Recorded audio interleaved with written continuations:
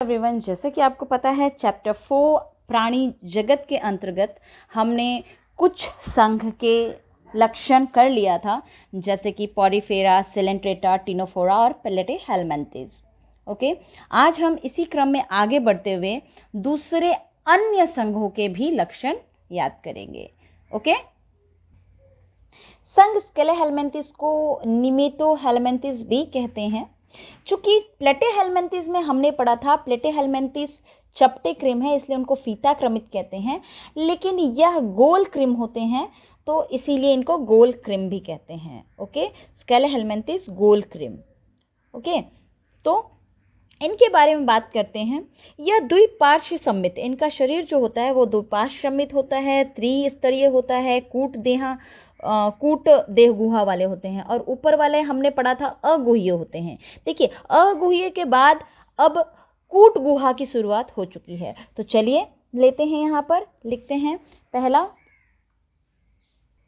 द्विपार्श्व सम्मित अर्थात जो शरीर होता है, जो इनका काय होता है, वह दो बराबर भागों में, अगर बीच से एक प्लेन गुजारा जाए तो दो बराबर भागों में बांटा जाता है, दो खंडों में टूटता है, राइट और लेफ्ट, दायां और बायां बिल्कुल बराबर होता है।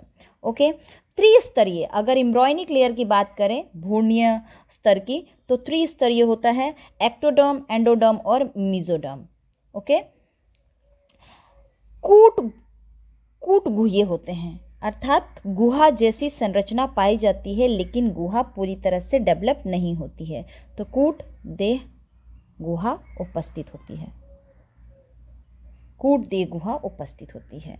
और ये चूंकि आकृति में धागेनुमा होते हैं, गोल होते हैं, तो इनको गोल क्रिम कहते हैं। ओके, तो सूत्र या धागेनुमा आकृति के होते हैं, एकदम धागे जैसे दिखेंगे आपको, गोल गोल सूक्ष्मदर्शी से दिखने में। ओके, तो धागेनुमा संरचना के होते हैं, इसीलिए इनको गोल क्रिम कहते हैं, जो मैं यहीं लिख देती हूं, गोल क्रिम। थ्रेड वर्म भी इनको कहते हैं। ओके, राउंड वर्म इंग्लिश में कहते हैं, राउंड वर्म,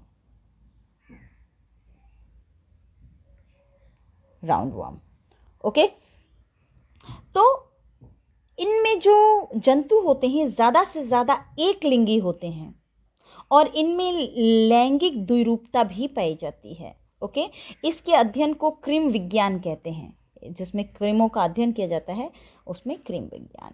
अधिकांश जंतु इनमें जलीय होते हैं, स्वतंत्र रूप से परजीवी के रूप में भी होते हैं, स्वतंत्र रूप से भी पाए जाते हैं ये, और परजीवी होते हैं, जबकि हमने प्लेटेहेलमिन्थेस में परजीवी की बात की थी, तो स्वतंत्र रूप से भी होते हैं, स्थलीय होते हैं और परजीवी भी। शरीर खंडी विहीन होता है, खंडों में नहीं होता है। द्विपार्श्व समेत हमने बात कर ली, त्रिस्तरीय होते हैं, इनमें कूट देह गुहा पाया जाता है। इनका शरीर लंबा, पतला, बेलनाकार होता है, क्रिम के समान। शरीर के ऊपर मोटा क्यूटिकल का आवरण होता है, मोटी चमड़ी होती है, जो इनको परजीव बनाने में सुविधा प्रदान करता है। ओके, देखिए, अगर हम बात करते हैं इनके तंत्रों के बारे में, तो इस संघ के सदस्य में श्वसन तंत्र और परिवहन तंत्र का अभाव होता है। ओके, अगर इनमें आहार नाल की बात करें तो आहार नाल इनमें पूर्ण होता है। अंग स्तर के होते हैं, अंग तंत्र इनमें पाया जाता है, जबकि हमने प्लेटेहेलमिन्थेस में पढ़ा था अंगीय स्तर का होता है, अंग तंत्र नहीं, जबकि स्केलेहेलमिन्थेस में अंग तंत्र स्तर का होता है, आहार नाल पूर्ण होता है। अब उत्सर्जन की बात करें तो हाँ, इसमें उत्सर्जन तंत्र उपस्थित होते हैं, जो कि उत्सर्जी नाल या प्रोटोनेफ्रिडिया कहते हैं, तो इनमें प्रोटोनेफ्रिडिया उत्सर्जन अंग जो होते हैं वो होते हैं प्रोटोनेफ्रिडिया, अर्थात नेफ्रिडिया। ओके, प्रोटोनेफ्रिडिया पाए जाते हैं इनमें, याद रखिएगा, ये बहुत इंपॉर्टेंट है, कॉम्पिटिटिव एग्जाम में पूछा जाता है। तंत्रिका तंत्र होती है और तंत्रिका वलय और अग्र और पश्च तंत्रिकाएं होती हैं, तो तंत्रिका तंत्र इनमें पाई जाती हैं और एक वलय के रूप में पाई जाती हैं, जो कि अग्र और पश्च जोड़, तो तंत्रिका तंत्र पाए जाते हैं। तंत्रिका तंत्र वलय के रूप में, तंत्रिका वलय तथा अग्र व पश्च तंत्रिकाएं पाई जाती हैं, आगे और पीछे की तंत्रिकाएं पाई जाती हैं। ओके, जनन तंत्र विकसित होता है, इसमें नर और मादा अलग अलग होते हैं, अर्थात एक लिंगी जंतु होता है। ओके, नर और मादा इसमें अलग होते हैं। नर छोटा होता है और मादा बड़ी होती है, याद रखिएगा, बहुत इंपॉर्टेंट है, पूछा जाता है। नर छोटा, नर मादा की तुलना में छोटा होता है। ओके, अर्थात नर और मादा अलग अलग होते हैं, तो इनमें नर और मादा दोनों ही अलग अलग होते हैं। जनन तंत्र विकसित होता है, एक लिंगाश्रयी होते हैं, मादा लंबी परंतु नर छोटा होता है। जीवन काल जटिल होता है। अच्छा, परिवर्धन प्रत्यक्ष अप्रत्यक्ष दोनों होगा। कुछ जंतुओं में ऐसे होंगे कि डायरेक्ट इनमें वयस्क ही उत्पन्न होंगे, अर्थात वयस्क जैसे ही हूबहू रूपता हुआ मिलता हुआ बच्चा होगा, लेकिन कुछ में क्या होगा, अप्रत्यक्ष, लार्वा से फिर वयस्क का निर्माण होगा। ओके, तो इसमें प्रत्यक्ष अप्रत्यक्ष दोनों तरीके से परिवर्तन होता है। ओके, यह चूंकि जंतु और मनुष्य में परिजीवी अवस्था में पाए जाते हैं, तो ऑब्वियसली ये रोग उत्पन्न करने के कारक होते हैं, तो इनमें कोई आर्थिक महत्व नहीं होता, रोग उत्पन्न करने के कारक होते हैं। तो नेक्स्ट चलते हैं हम संघ एनेलिडा। ओके, तो स्केलेहेलमिन्थेस द्विपार्श्व समेत त्रिस्तरीय कूट गुहा इनमें उपस्थित, सबसे मेन फीचर्स अंगतंत्र स्तर का मेन फीचर आहारनाल पूरा, प्रोटोनेफ्रिडिया। देखिए इसमें कई परिवर्तन आ रहे हैं प्लेटेहेलमिन्थेस की तुलना में। ओके, तो तंत्र पूरी तरह से इनमें तंत्र विकसित होते हैं, इसमें तंत्र होते हैं, पूरी तरह से विकसित तो मानव में पाए जाते हैं, लेकिन तंत्र इसमें उपस्थित होते हैं। ओके, अलग अलग रूप में, जैसे तंत्रिका तंत्र वलय के रूप में होता है। ओके, तो नेक्स्ट लेते हैं एनेलिडा संघ है एनेलिडा। एनेलिडा में सूक्ष्म वलय पाए जाते हैं। एनुअल का मतलब है एनुअल रिंग्स, लिटिल रिंग्स, छोटे छोटे रिंग्स पाए जाते हैं।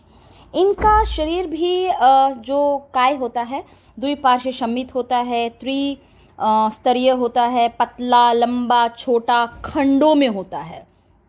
ओके, तो इनका शारीरिक संगठन जो होता है अंग तंत्र स्तर का पाया जाता है। अधिकतर इसमें समुद्रीय जंतु होते हैं, कुछ लवणीय अलवणीय जल में भी पाए जाते हैं।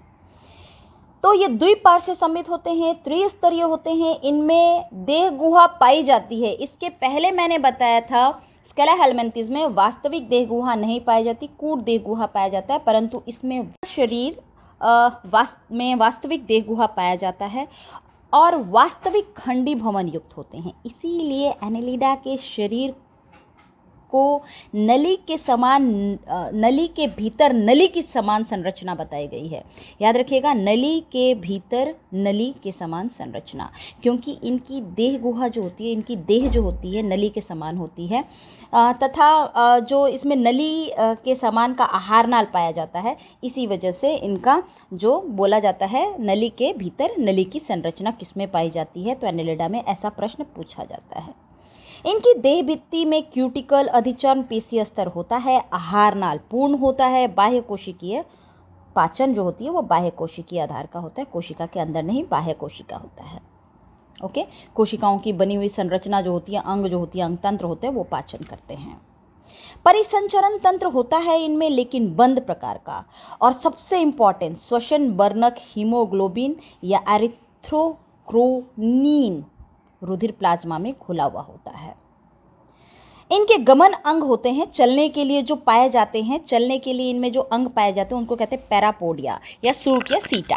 ओके, और पेशियां व चूसकांग की सहायता से ये अपना पोषक पदार्थ भी चूसते हैं।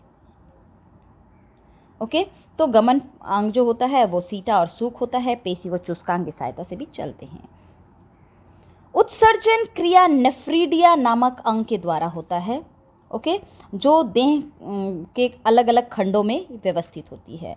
तंत्रिका तंत्र वलय अर्थात रिंग की संरचना में होती है और तंत्रिका रज्जु से मिल के बनती है।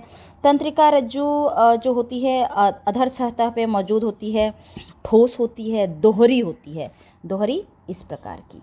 ओके, दो संरचना होती है। ओके, दोहरी होती है। इस संघ के जंतु एक लिंगी भी हो सकते हैं और द्विलिंगी। संवेदी अंग उपस्थित होती है, संवेदनाएं इनमें होती है। ओके, स्वाद के प्रति, स्वाद कैसा है, प्रकाश के प्रति और स्पर्श के प्रति इनमें संवेदनाएं होती हैं, ये उद्दीपन को ग्रहण करते हैं। परिवर्धन दोनों प्रकार का होता है, प्रत्यक्ष और अप्रत्यक्ष। ओके, लार्वा को इनके लार्वा को ट्रोकोफोर कहते हैं, याद रखिएगा ट्रोकोफोर कहते हैं। तो एनेलिडा साधारण सा अगर आपके पूछा जाए तो द्विपार्श्वसम्मित, त्रिस्तरीय, लंबे पतले। तो सूक्ष्म वलय में होते हैं उपस्थित, द्विपार्श्वसम्मित, त्रिस्तरीय होते हैं, लंबे पतले होते हैं, वास्तविक देह गुहा उपस्थित होता है, खंडी भवन युक्त होते हैं, शरीर नली के भीतर नली की समान संरचना की होती है, आहार नाल पूर्ण होता है।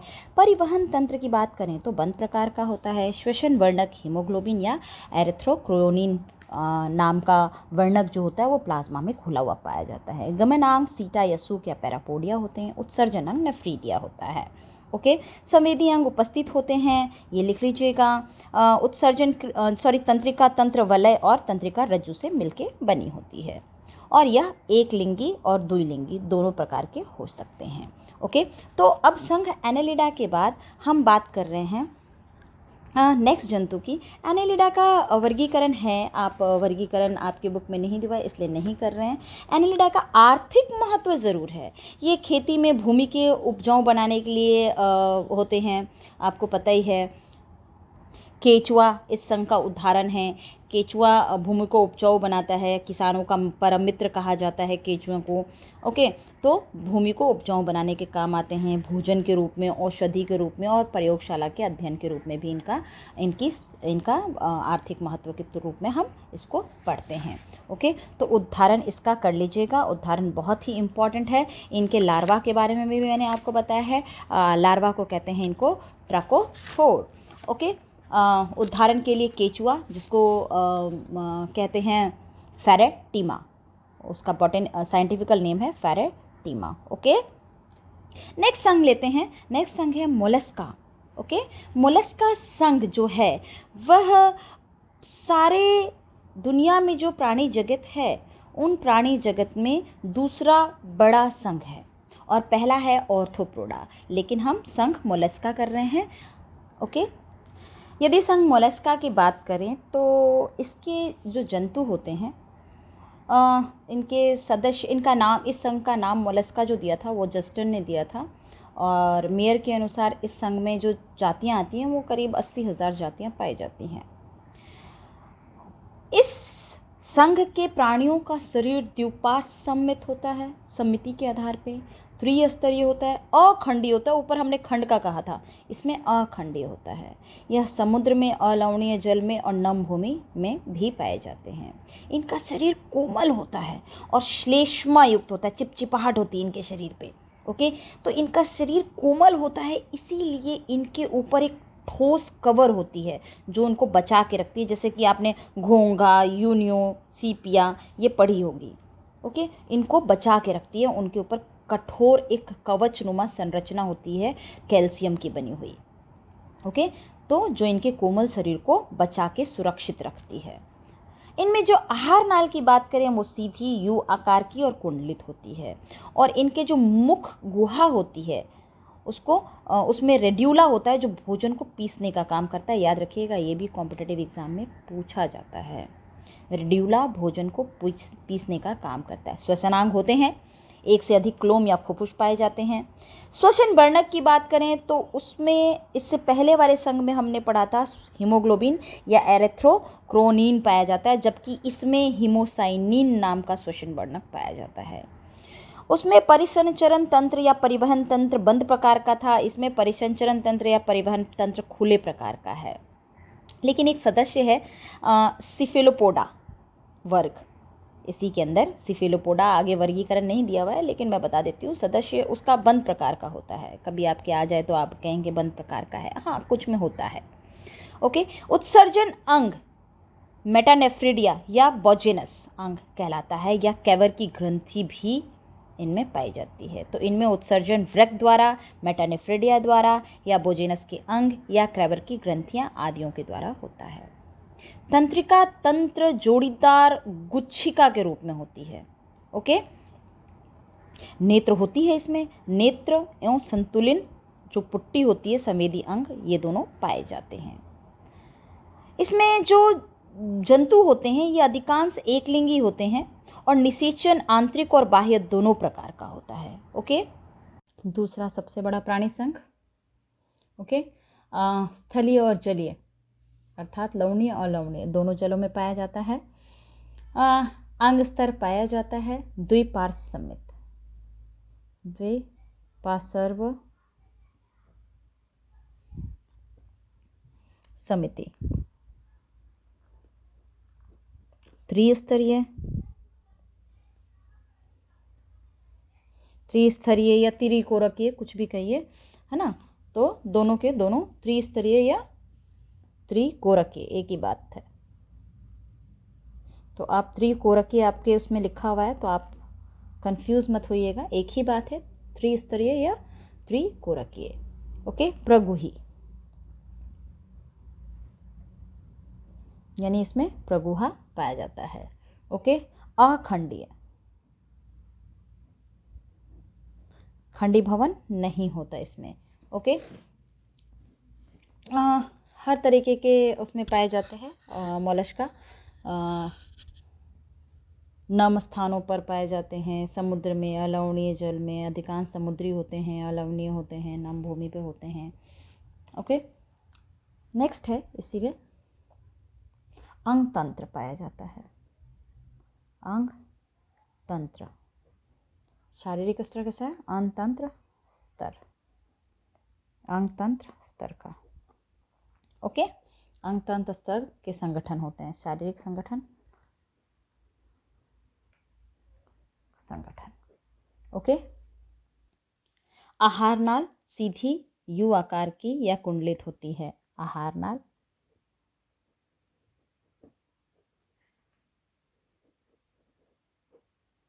आहार नाल सीधी यू आकार की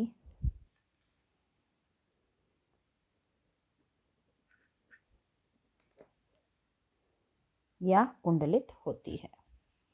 श्वसन वर्णक, श्वसन वर्णक की बात करें, मैंने आपको बताया पहले, श्वसन वर्णक हीमोसाइनिन, हीमोसाइनिन नामक श्वसन वर्णक पाया जाता है इनमें। ओके, श्वसनांग देखा जाए तो एक से अधिक क्लोम या फुफ्फुस पाए जाते हैं। श्वसनांग,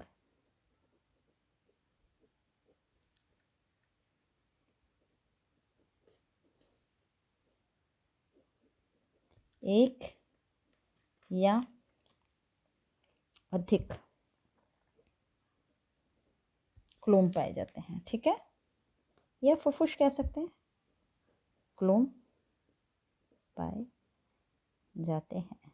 okay, I don't have page much more so I am using next page. उसके पहले इसको ख़त्म कर देते हैं, हालांकि मैं बता चुकी हूँ, फिर भी आपको पूरी तरह से बता देती हूँ। अब आप लिख लीजिएगा आगे।